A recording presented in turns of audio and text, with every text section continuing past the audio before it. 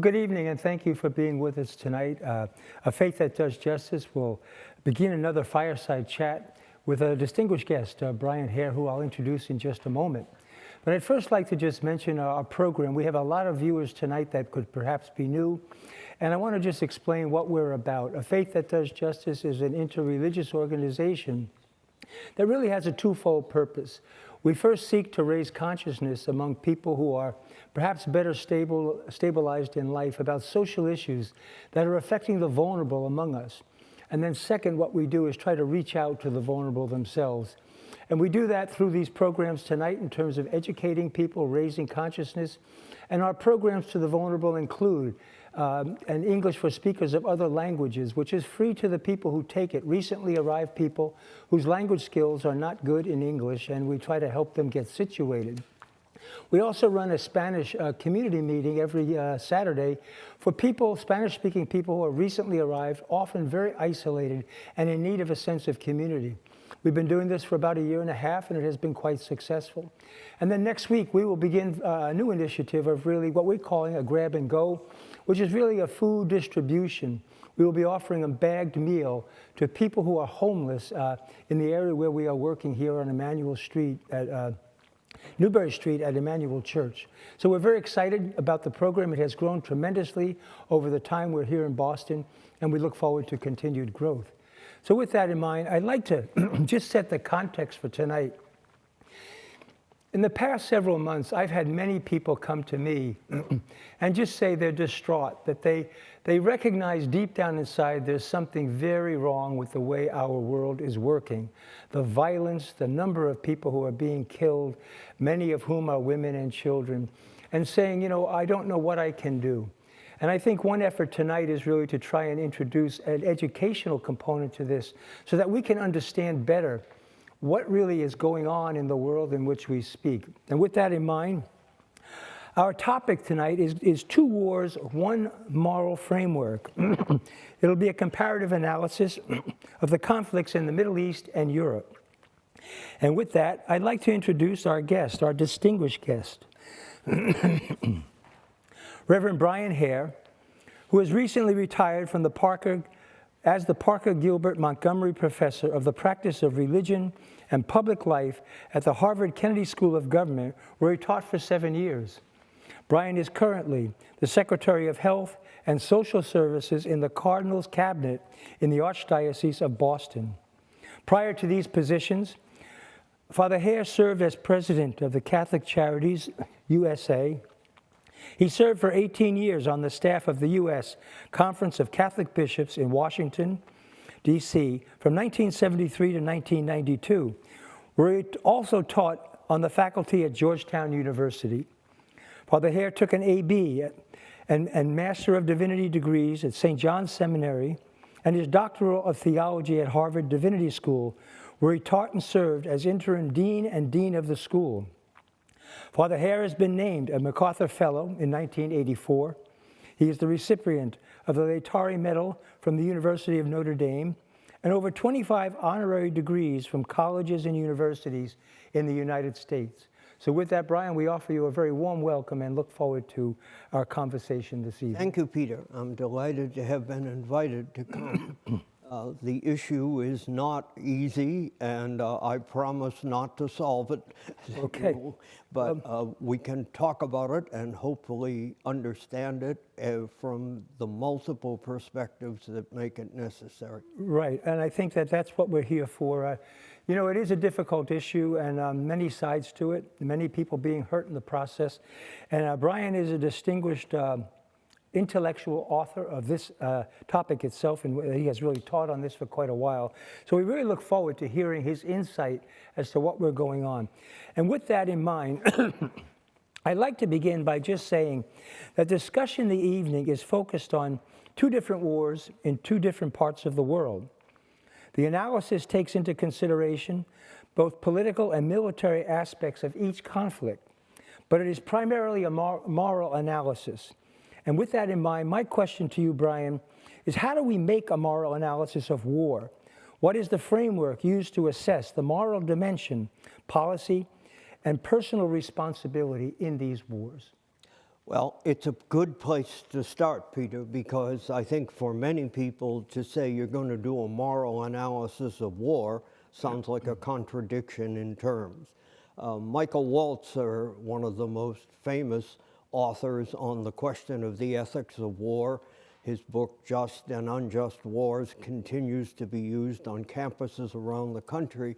But Walzer says in that book, war is the hardest case. If you can set moral limits on this terrible tragedy that war always is, that's a major accomplishment. It is the hardest case. So how do you do it? Well, if one looks historically at the question of ethics and war, there are three broad traditions that are identifiable.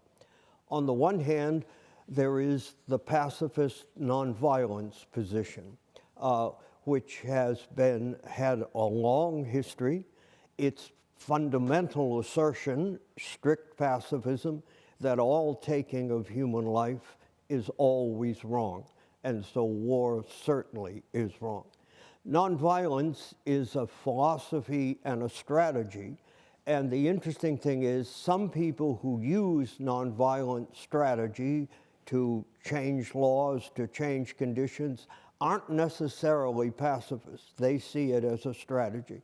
But perhaps for tonight, understand a position that says all taking of human life is wrong, a first tradition. The counterpoint to that tradition would be one that's called political realism. This is a major school of political military thought in the history of the West. It is rooted in Thucydides' history of the Peloponnesian Wars, where one of the characters in that history said, "This is how the world works. The strong do what they will, and the weak do what they must." In that school, not everyone holds that extreme view of the world, but that school generally believes that when war is at stake, political analysis is necessary, military analysis is necessary, but moral analysis is probably foreign. And essentially, not only would it be hard to do, it could also lead to more trouble than you would have if you didn't ask moral questions. So those are the two polar, and they, as I say, have long histories in religious, philosophical traditions. And then the middle position is what's sometimes called the just war, just defense position. The meaning of that title is that some uses of military force are morally acceptable, sometimes morally necessary, but not all uses of force are necessary. So they don't rule it all out as a pacifist does, and they don't exclude moral analysis regarding the use of force. If you take, for example, the Catholic Church, this has been the dominant school of analysis for most of its history. The beginning of the just war tradition is usually marked from St. Augustine in the 5th century.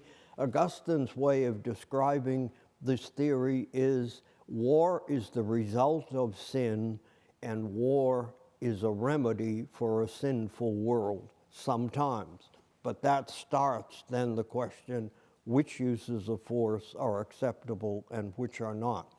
I will use that framework tonight. Pope Francis, who has spoken again and again to both conflicts, Pope Francis has sort of moved in his position someplace between a version of nonviolence and just war.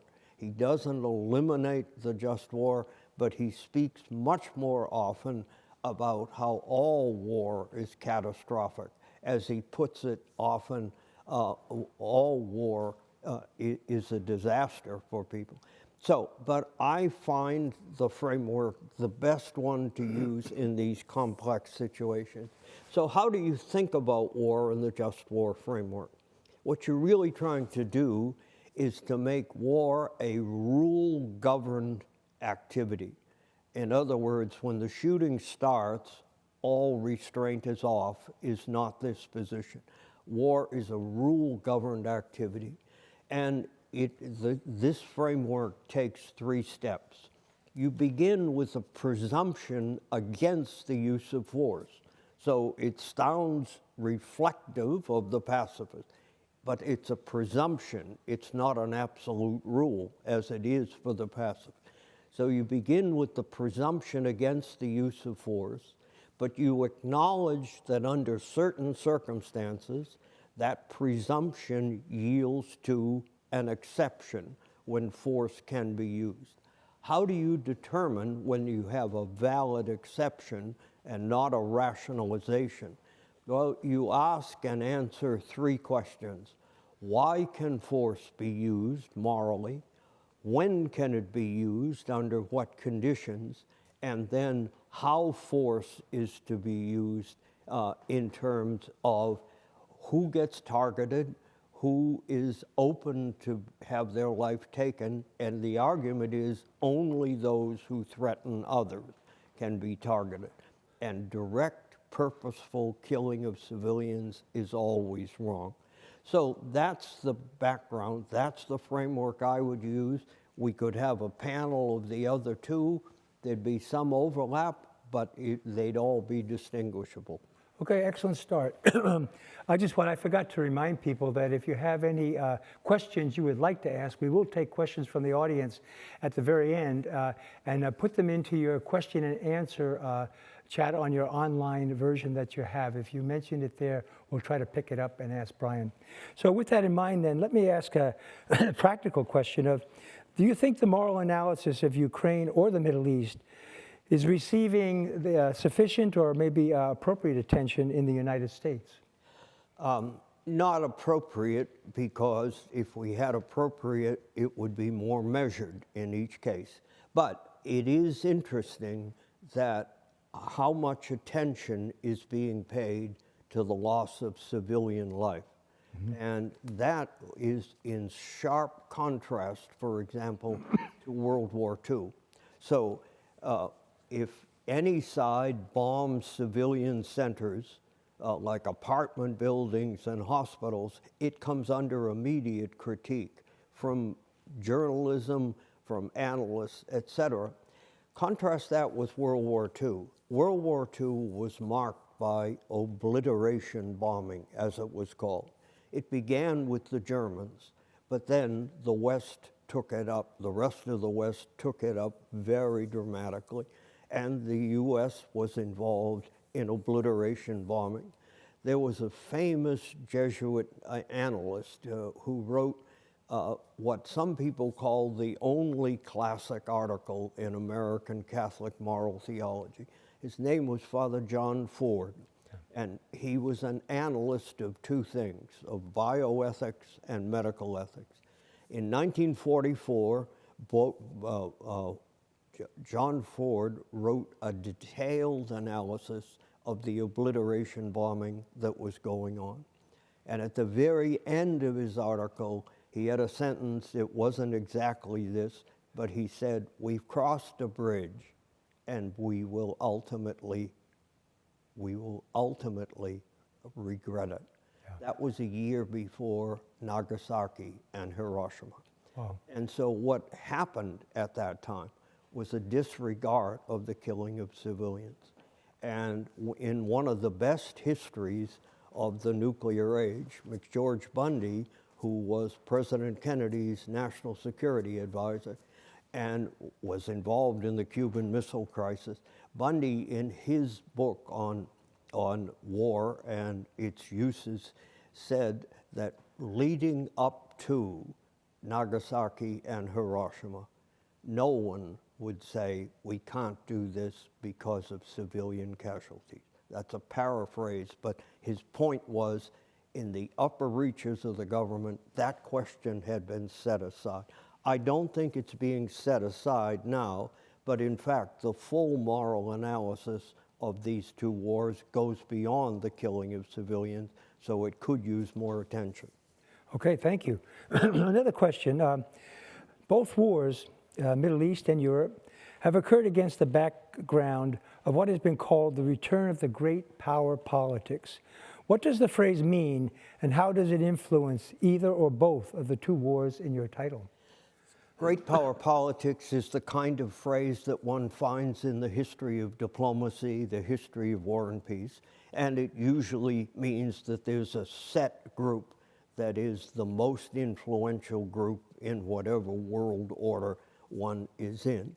And there usually is two examples of this: the 19th century, when 5 major powers in Europe really governed world politics, and then of course the Cold War, which was great power politics, 2 people, US and the Soviet Union.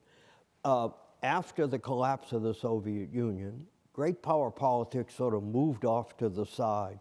There were lots of conflicts, usually within countries, lots of conflicts in the Southern Hemisphere where the great powers were not the dominant force. But recently, people have talked about the return of the great powers.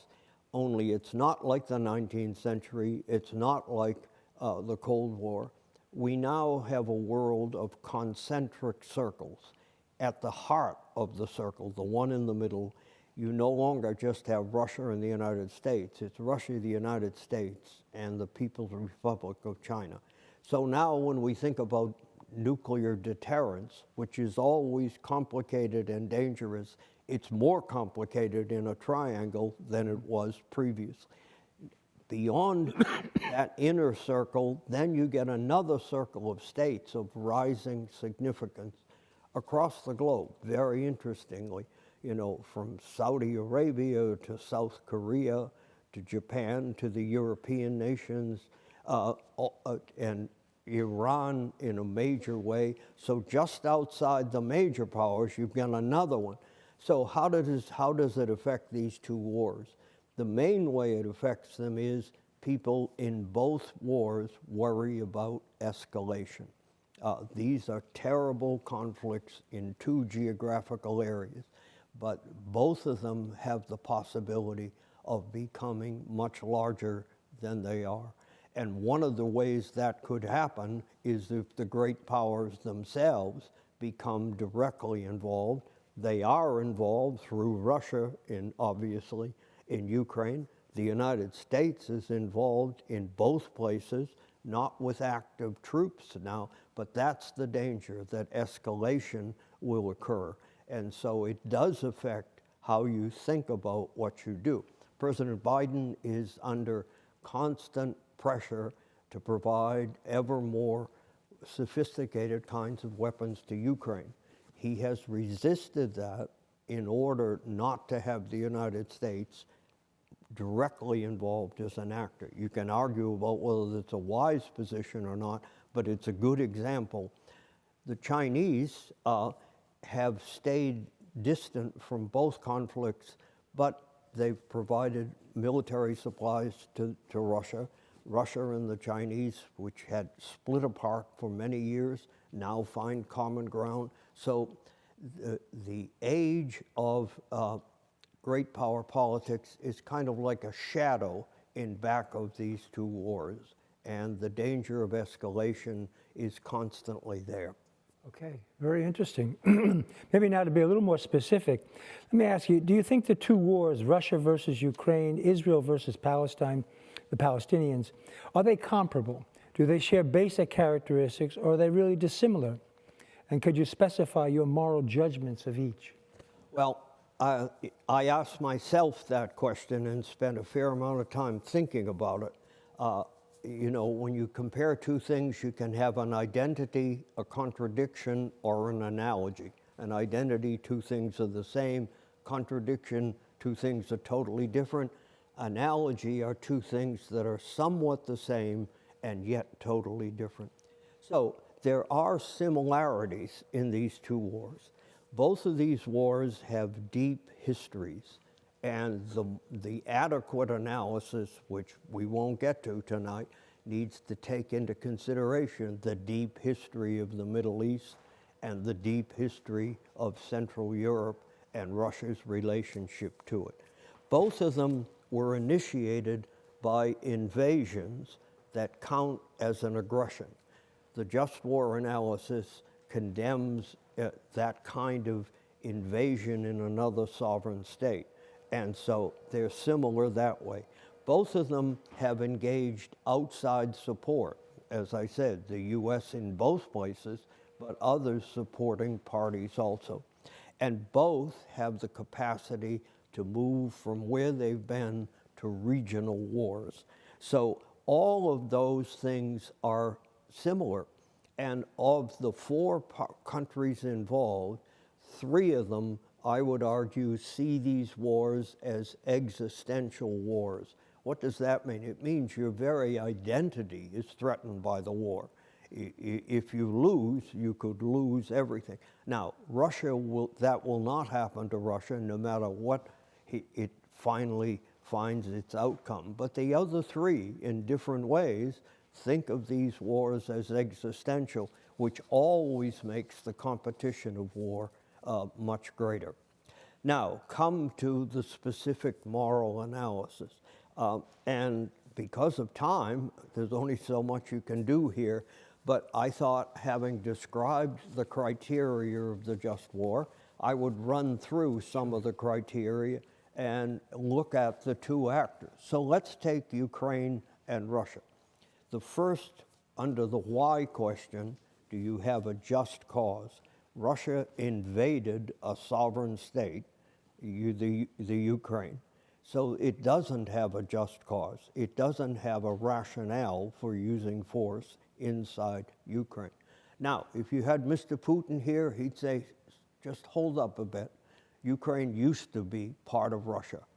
I, Mr. Putin, think the 20th century's greatest catastrophe was the collapse of communism in the Soviet Union. I am trying to restore Russia to what it once was, and Ukraine, at least part of it, belongs to us. He had first taken over Crimea, and then it went into eastern Ukraine. The Ukraine, on the other hand, has a just cause. In other words, in the just war doctrine, if A violates B, it creates a position of justification in B to fight back. So that's a good example. Right intention. You're supposed to go to war with not only a empirical goal, political, military, but a moral goal. Russia doesn't have a moral goal.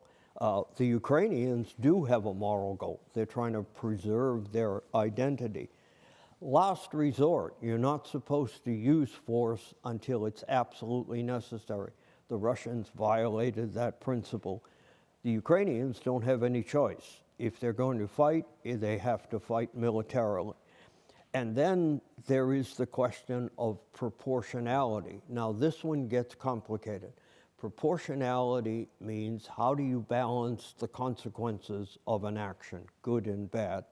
And how do you measure the use of force by the threat you are opposing?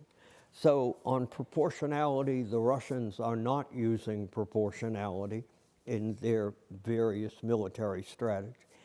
For the Ukraine, I think the interesting question that may come up is not the force they're being used, but the negotiating position they adopt. In other words, they can have a maximalist diplomatic position and said the only answer, which is what Mr. Zelensky is saying, the only answer is all Ukrainian territory comes back and the Russians are expelled. Is that going to get to a point diplomatically where this ongoing loss of life in Ukraine itself and damage to the country, could that ever be finally judged to be a disproportionate objective? He would not like to hear that, but in terms of negotiation, I think that might be something that will come up.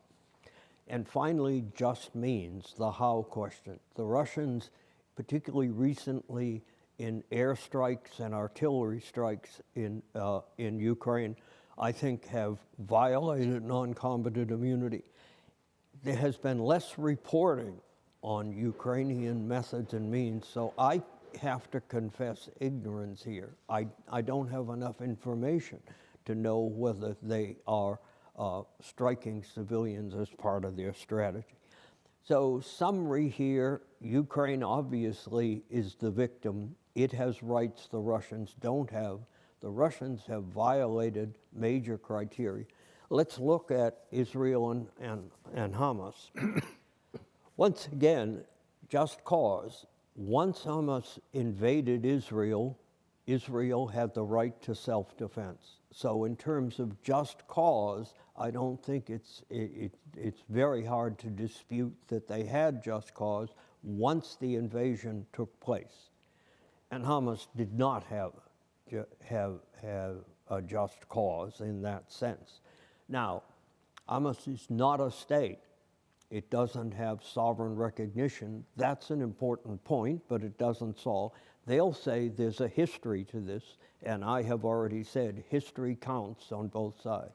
There is a history, but there are many situations in world politics where under historical record, land has been taken from people, territory have been taken. There are ways to negotiate out of that, but generally speaking, it's a rule of practice in world politics, moral, legal, and political, that you don't invade a sovereign state to take back which was taken from you. That may sound unfair, but I think the number is that there are 60 boundary disputes in Africa. So if you regularize, normalize solving boundary disputes by going to war, you really will have war without end. In terms of right intention, the Israelis' basic intention is legitimate. I'm going to talk about their means in a minute. Last resort, they had no real choice in the beginning, but the question of how they've conducted the war has begun to raise questions. And again, Hamas had neither last resort nor proportionality. Now you come to the means questions. The Israeli army is an extraordinarily polished entity. They were taken by a surprise, and that will be debated to be sure. Their initial response, I think, was proportionate and legitimate. They have now gotten to the point where a series of moral questions have to be raised. First, it was the denial of basic water, goods, etc., because Hamas may steal them and use them. That didn't solve the problem. Secondly, when they have dropped 29,000 bombs by December in Gaza. When you get to that kind of scope, you really have to justify yourself. Now, they will say that they actually are trying very hard, and I don't doubt that they can document trying hard. But you get to a point where trying hard, good intention is not enough. Ultimately, you have to know what their targeting doctrine is, and they're not going to tell you that easily. But that's the first question you have to answer, then their intention, and then the consequences that you can see. So I think the Israeli initial response was justifiable. I think the way they are pursuing the war at the present time is questionable, open to criticism, should be retained and drawn back as President Biden has asked them. And to go again to Pope Francis, from the beginning, he usually doesn't get into these details, but from the beginning, he's called for ceasefire. And now that's become a consensus position. And the final judgment here, I think, is Israel does have rights. They were threatened. They responded appropriately. The way they have carried out the response is open to criticism. But Hamas, as two Catholic bishops said yesterday in a public statement, Hamas has discredited itself in such a way, both because of its objectives to do away with Israel and its methods. It has delegitimized itself, as a valid party to ongoing negotiation. Okay, it's very nuanced and very helpful to me. So maybe in follow-up to that, let me ask you, in examining the two wars, what are the relevant political military aspects to focus upon, and how do they differ between the two cases, if you haven't already? I think I've done what you need. There are two kinds of war here. The Ukraine-Russian war is basically a conventional conflict, tanks and troops, etc., but a conventional conflict that's now carried out with 21st century technology. So while it's a conventional war, it's a war with high-tech air power, high-tech artillery, etc.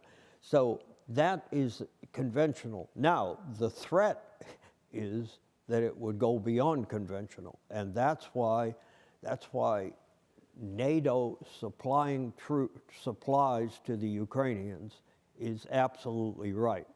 Some people say the best thing is to commit NATO to the war. That would take it into a new arena, and then you're into great power politics, and then you're into the risk of escalation. The war with Hamas and Israel is conventional also, but it also is a war of urban warfare. And urban warfare is terrible, terrible warfare. Terrible for those who fight it, terrible in terms of human lives. You're talking about street by street, apartment block by apartment block. There really is here a kind of warfare that is brutal. And so you have two different kinds of war. The Middle East, I think, could spread regionally, and there are hints of that now. You have Hezbollah in southern Lebanon. They are of a very different military capability than Hamas in terms of artillery and that kind of thing. So you have them, you have the Houthis now, who in a sense say they're acting in the name of the people of Gaza, but they're tying up a world waterway that is inevitably going to lead to conflict if people can't find a resolution about this. So there is here a chance of regionalization, and we've seen that in the past. In 1967, 1973, the wars of the Middle East were interstate wars. Very nice. You mentioned early on about this idea that history plays a role in both of these conflicts. And how does it shape the moral analysis in each case? Can you speak to that some? Yeah, I think we've touched on it a little bit. So take Israel-Palestinian. The Israelis remember their history, and we need to be sympathetic to this question. I remember when immigrants began to flow into Massachusetts, and the question was, what's going to be done? I got a call at Catholic Charities from one of the leading Jewish executives in Boston, and he said, look, we remember what it's like where there was no place to go, where the doors were shut on us. Even if we got out of Germany, there was no place. He said, we don't have much organization to take care of immigrants. We know how to raise money, though. If you will do the organizing, we will raise the money. They raised $600,000 and have continued to help us. There are memories in the Jewish community. There are memories in the Palestinian community. They remember 1948. 1948 was done with basically big power decision-making. It was done with a UN resolution which said Palestine shall be divided into one territory with two states. The Arabs resisted this from the beginning, but that history is there. There was a Palestinian journalist did an op-ed piece in the New York Times in the last couple of months and said, this war did not start on October 7th. You know, there's a history there. Mr. Putin's view of what's necessary for Russia to be a great power informs his view that Russian imperial policy is justified in recapturing at least parts of the Ukraine. The Ukrainians who have fought and struggled, they were part of Russia, but have fought and struggled internally. They are fighting an existential war. The history of going back to where they were is not where they want to be. So it influences perspective. Sure, yeah. You know, I mentioned at the beginning of the talk that in the past several months, many people have come to me and just with a deep sense of angst that they know something is very wrong with the way things are unfolding. And it has led to tremendous attention. I mean, it has fixated the attention of many people in the United States. Can you say a little more about that, the impact it has had on the American public and U.S. policy? Yes, this is very interesting, and I think it's contrasting in the two cases we study. So when Russia invaded Israel, I think the reaction in the United States was virtually unanimous, It was wrong. It was a throwback to the Cold War. The Ukrainians didn't deserve this, and more importantly, the rest of the world shouldn't let it happen. I mean, the UN Charter is the background charter regarding of how you think about politics and military affairs, and a invasion of a sovereign state when the sovereign state has done nothing to deserve that is fundamental to be protected. So there is a way in which the response to Russian invasion created great consensus. Now, a lot of people, it didn't bother with it, but people who followed these issues, and certainly populations that have come here from Central and Eastern Europe, so there was that in terms of the beginning. What we're seeing now is, I think, dangerous. This is a critical point in that conflict over there. The Ukrainians have demonstrated enormous fortitude and determination. At the same time, they couldn't have done it without the monetary assistance and other things that the United States and Europeans have provided. This is getting, the support for that seems to be getting a little thinner than one would like. It's partly politics. So, for example, the most recent proposal for a new infusion of funds from the United States to both Ukraine on the one hand and to Israel on the other is now stuck in the U.S. Congress. It is tied into the border question at the South. So, I mean, there's no intellectual coherence that how the United States deals with this real emergency on its border relates to whether they should provide help to the Ukrainians and, on the other hand, to Israel. But that's where we're caught.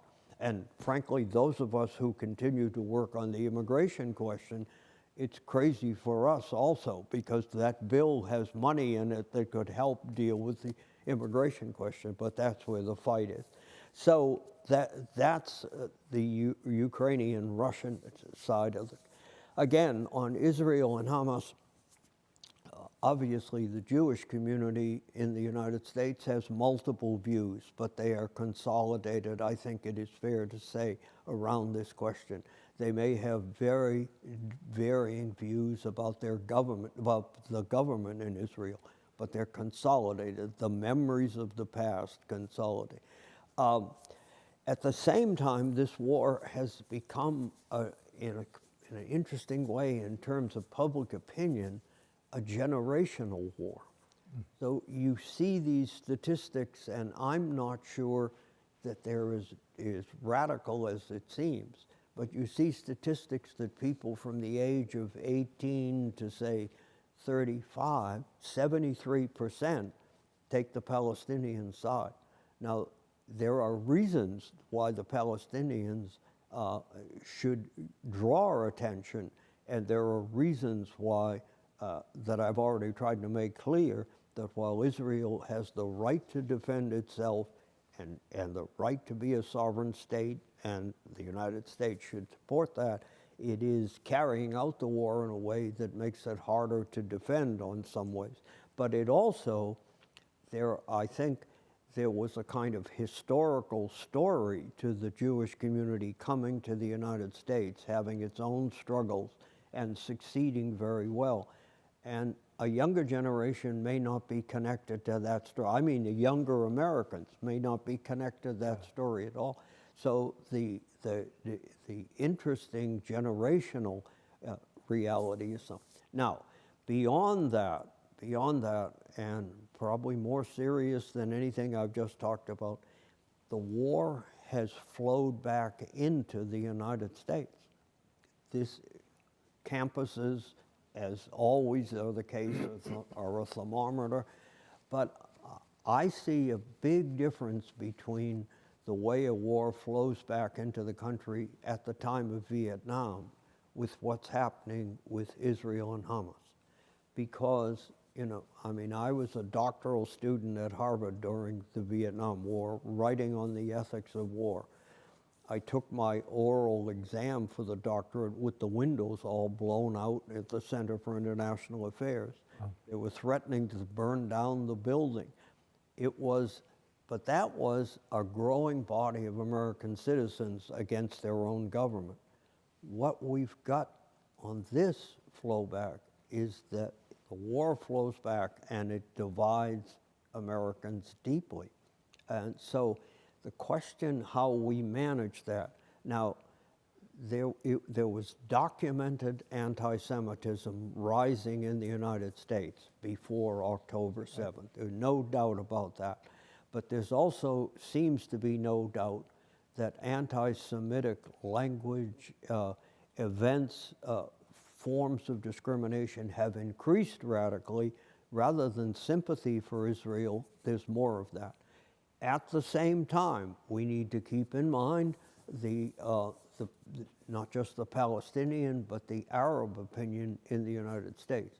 3 young men were shot in Burlington, Vermont, in a college town because they wore a kafir. And I mean, we ought to be able to handle our debates about this war in a way that is different than is going on now. And the divisions are not only ethnic, but they also are religious. I mean, because you have Israel with a Jewish heritage, a Jewish state. You have Palestinians and Arabs primarily Muslim, but not totally Muslim. I think of the Catholic Church because it's what I know best. Our relationship with the Jewish community is something we treasure. It took a long time for Catholics to reverse its teaching that was misguided on blaming all Jews throughout history. We treasure the relationship we have now. But we also have deep relations to the Arab and Palestinian community.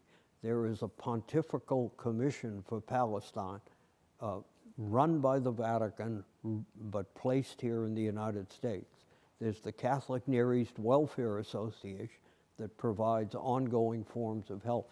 So you take a war that is Jewish and quotes Muslim, you put the Christians in relationship, and then you trace those relationships. As this feeds back into the United States, we have not handled this well. Okay, that's very interesting. And maybe stating in another way what you just said is that a negative consequence of all of what's going on is the clear rise in anti-Semitism as well as attacks on Palestinian Arab people.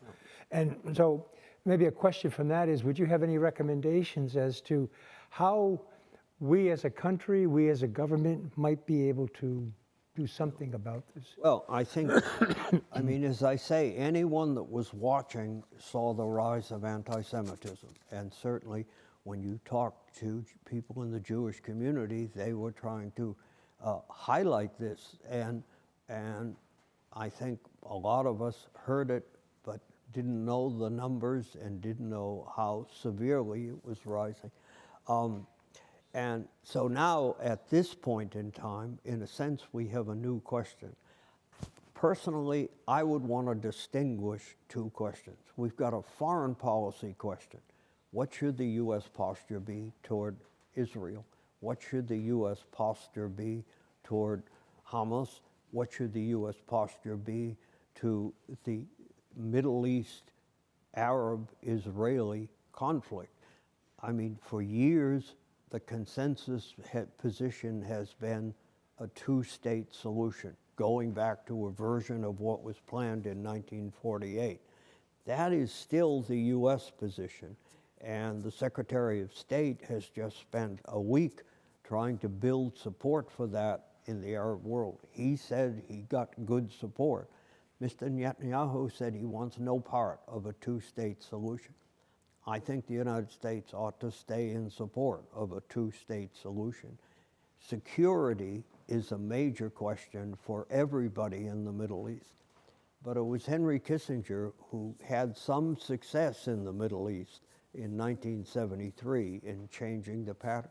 He once said, not about the Middle East, but generally, one state's absolute security means insecurity for everyone else. So a shared sense of security should be a policy objective. Here in the United States, I think the religious community has unique responsibilities. This is a war that is cut through with religious memories, religious identification, and religious relationships. Those relationships extend to the players, but here at home, the second problem is not a foreign policy problem. It's a domestic civility problem. It's a question of how what we say of ourselves, we're an immigrant society, we're a pluralistic society, that gets tested, and it's time for the religious community to be actors on this question because it is taking on ugly dimensions that ought not to be among us. Very nice. Okay, so I'm going to ask a couple questions from the audience in a moment, but let me ask you a final question really about the impact of Pope Francis. He has come out fairly strongly in terms of ceasefire and really calling for some sense of peace and reconciliation. Is the world listening? What is the impact that he's having in your judgment?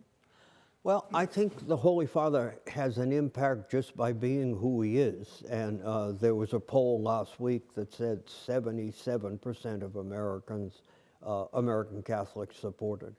On the question of war and peace, he tends to take an absolute position. So stop the slaughter. War is always a defeat. Peace is the answer. And ceasefire is the answer. Now, when he started talking about ceasefire, virtually no one was supporting him. So it's interesting now that ceasefire is the U.S. position, and ceasefire is a widely shared position. So he took an absolute position, but people have come around to it. When you go through the analysis of war, I think morally, it's better to keep as many concepts in your analysis as possible, which gives you a less absolute view very often, but allows you to sort out who's responsible for what and what you might do about it. But I think there's no question that the Holy Father's voice, his posture, he has a pastoral style of what he calls accompaniment, helping people to walk through their problems. He has met with victims who are Palestinians and victims who are Israelis. Sometimes his absolute position draws criticism. It has from Ukrainians at one point in the war and from the Israeli government also.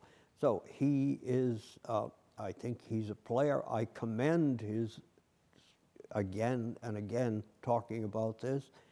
You can argue about his style and his categories, but there's no question he's tried to make a difference. Okay, very nice. Enough of my questions. Let me see, we have a couple from our viewing audience. First, can international law put limits on war conduct?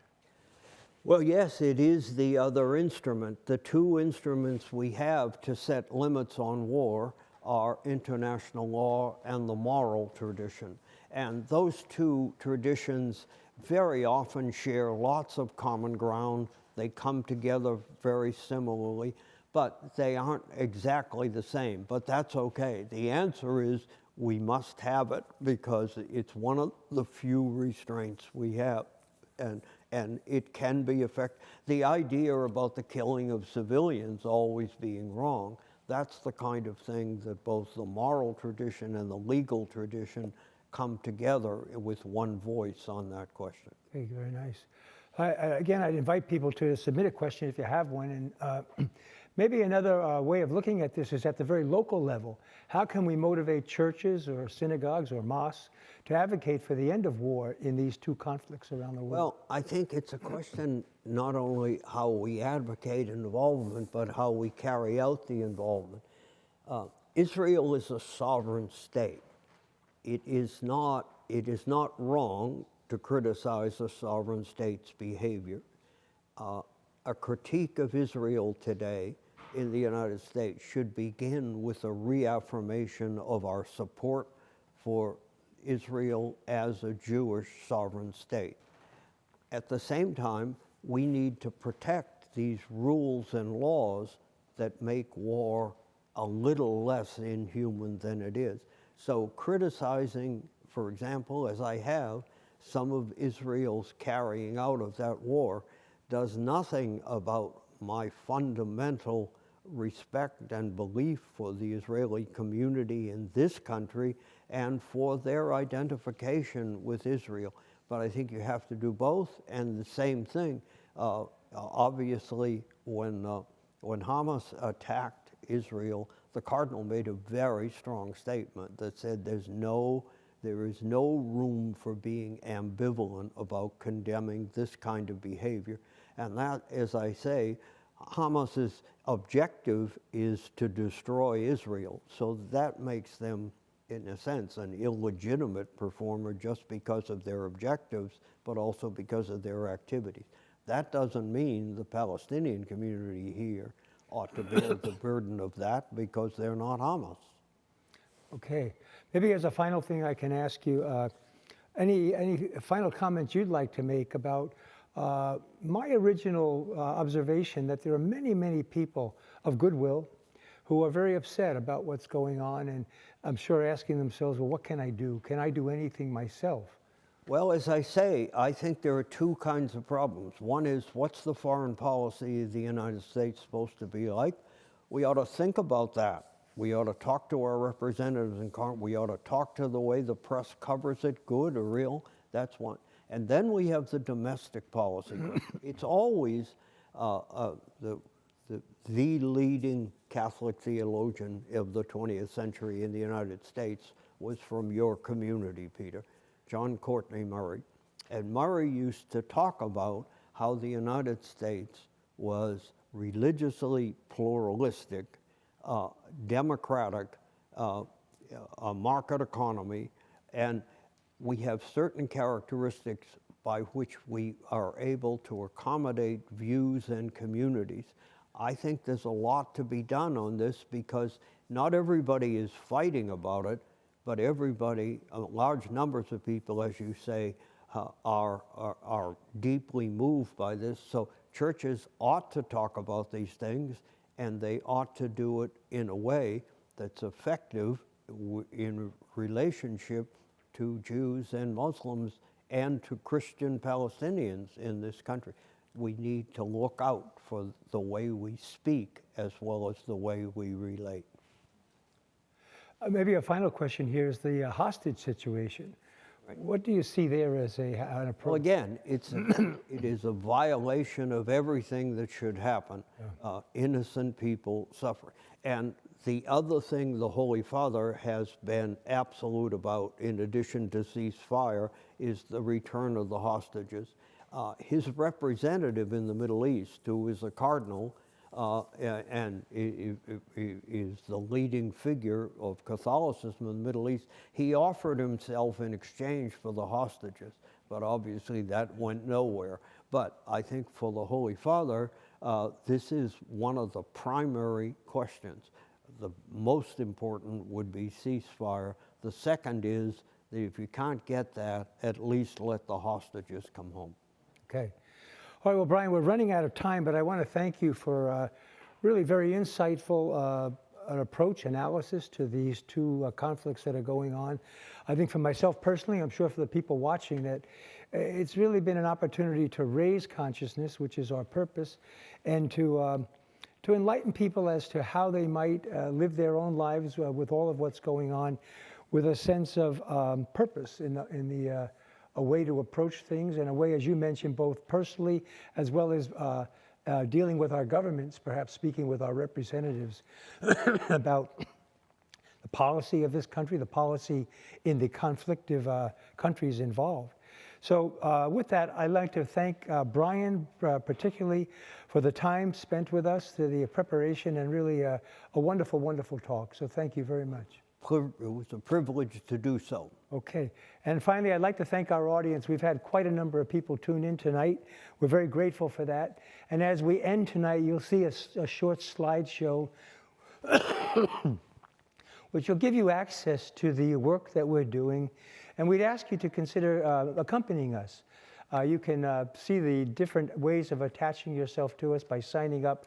We would be in touch in terms of sending out emails twice a week to you to let you know what we're doing about further fireside chats as they come up.